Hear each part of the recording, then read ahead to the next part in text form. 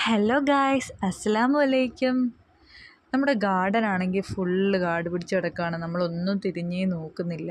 അപ്പോൾ നമുക്കിന്ന് യൂഫോബി എങ്ങനെ എളുപ്പത്തിൽ നടാം എന്നുള്ളൊരു വീഡിയോ ചെയ്യാമെന്ന് വിചാരിച്ചു. കാരണം അത് മൊത്തം കാടായിട്ട് വളർന്ന് നിൽക്കുകയാണ്. അപ്പോൾ നമുക്കത് കുറച്ച് പ്ലാന്റ്സ് ആയിട്ട് വളർത്തിയെടുക്കാമല്ലോ. വളരെ ബ്യൂട്ടിഫുൾ ആയിട്ടുള്ളൊരു പ്ലാന്റാണ് യൂഫോബിയ എന്ന് പറയുന്നത്. അപ്പോൾ അതിനായിട്ട് നമ്മൾ അതിനകത്ത് നിന്നുള്ള എക്സ്ട്രാ വരുന്ന കുറേ കൊമ്പുകൾ നമ്മൾ വെട്ടിയെടുക്കുകയാണ് നടാൻ വേണ്ടിയിട്ട്. അപ്പോൾ നമ്മൾ എടുത്തിട്ടുള്ള ഈ കൊമ്പുകളെല്ലാം കൂടെ കഴുകി വൃത്തിയാക്കിയിട്ട് നമ്മൾ നടാനുള്ള പോട്ടെടുത്തു.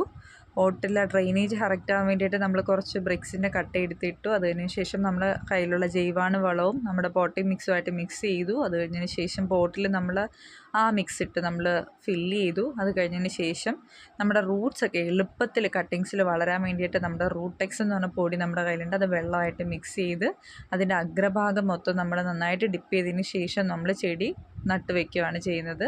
അതിനകത്ത് അനാവശ്യമായിട്ടുള്ള ഇലകളോ കൊമ്പുകളോ ഉണ്ടെങ്കിൽ അതൊക്കെ നമ്മൾ റിമൂവ് ചെയ്ത് കളഞ്ഞാൽ നമ്മുടെ ചെടികൾ പെട്ടെന്ന് തന്നെ കിളിർത്ത് വരാൻ സാധ്യതയുണ്ട്. അതുകൊണ്ട് തന്നെ അതിൽ നിന്നുള്ള എക്സ്ട്രാ ഉള്ള ഇലകളൊക്കെ റിമൂവ് ചെയ്തു വീണ്ടും അതിനെല്ലാം റൂട്ടെക്സ് ഡിപ്പ് ചെയ്തു, അതിനെ നട്ടു.